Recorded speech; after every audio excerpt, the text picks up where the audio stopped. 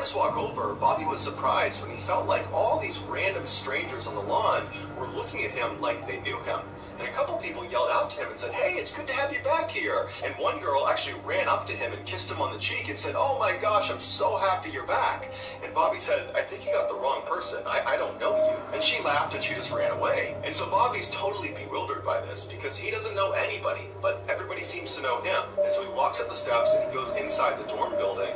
And as he's walking down the hall, people are high-fiving him and patting him on the back. And then right as he's about to turn the corner towards his actual dorm room, someone down the hall behind him yells out, "Hey, Eddie, what's going on, man?" And Bobby knew whoever it was yelling at him because this whole situation had been so weird. He felt like this had to be a case of mistaken identity. And so Bobby turned around and he saw at the other end of the hall another student who he didn't know, clearly waving at him and yelling out, "Hey, Eddie, come here. What's going on, man?" And so Bobby walks up to him and says, "Hey, I'm not Eddie. I don't know what's going on, but everybody thinks I'm somebody that I'm not, but I'm not Eddie. Who's Eddie?" And the guy said, "Yeah, okay, Eddie, it's good to have you back here, man," and then walked off. And so Bobby's like, "What is going on here?" And so Bobby turns and he goes back up to his dorm room and he goes inside and he just shuts the door. And he's thinking, I just want to be left alone for a second because this is not right. This is not how a freshman who doesn't know anyone gets welcomed at any school or any place in the world. This is totally unusual. And just a couple of minutes after being inside of his dorm room, he hears a knock on the door. And Bobby's like, "Oh, great. Who is it now? Who is it that thinks I'm someone I'm not?" So he opens the door and there's another student who he doesn't know who's standing there. And this guy, his face just drains of color and he starts shaking when he sees Bobby. And they're both looking at each other like, "What's going on here?" And the student says to Bobby, "Were you adopted?" And Bobby said, "Yeah." And then the student said, "Is your birthday July 12th? And Bobby said, "Yeah." And so the student goes, "Okay, my name is Michael, and I am best friends with a guy named Eddie Gallant, and you are his clone.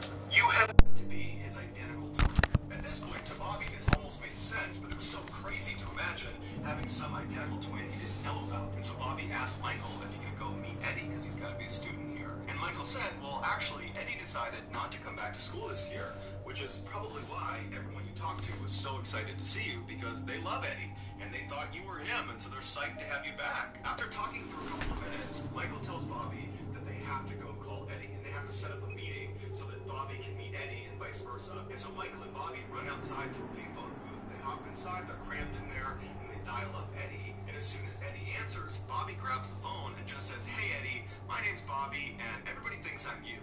And then Eddie says, "Yeah, I've been getting a lot of calls about that too."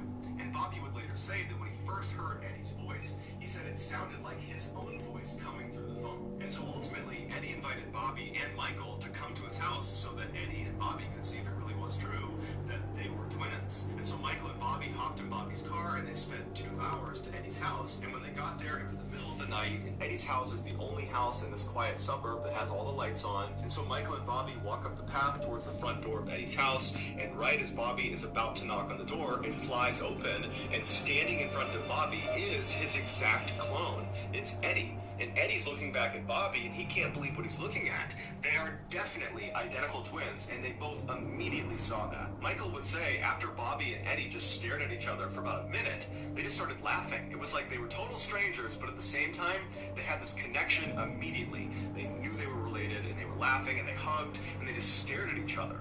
And Michael said anytime Bobby would tilt his head, Eddie would mimic it, and vice versa. It was like they were looking into a mirror. Shortly after, this story of these two long-lost brothers reconnecting found its way to Newsday, which was a prominent local newspaper in New York, and they decided they would look into it to see if it was really true or not. And so one of the editors had a junior reporter fly out and actually see Bobby and Eddie face to face and see if it was really true that they were in fact identical twins. And as soon as this reporter saw them, they knew immediately that, yup, they're related. And so Newsday printed this totally heartwarming fairy tale story about these two long-lost brothers reconnected after all these years just because of a chance encounter in college. And everybody loved it. But this is where the story went from amazing to truly unbelievable. Friends of another young man living in the New York area named David Kelman began telling David that he had to check out this Newsday article about these long-lost twins because these two twins look exactly like David. Specifically, they said you gotta look at these guys' hands. They are just like yours, David. David was known for having these enormous hands, and a lot of the pictures of Bobby and Eddie in the news showed their hands, and they too were enormous. And so David finally picked up a newspaper and looked at a picture of Bobby and Eddie,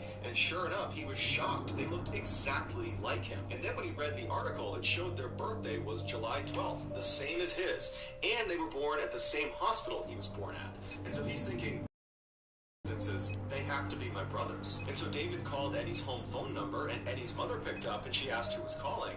And David said, hi, my name is David Kelman. I was born July 12th, 1961, and I'm looking at a newspaper article of two identical twins that look just like me, and one of them is your son. I think I'm the missing third twin. After hearing this, Eddie's mom apparently dropped the phone and yelled out, they're coming out of the woodwork. So Eddie and Bobby went to David's house, and as soon as they walked in and saw David, they knew right away he was one of them. He was the third twin.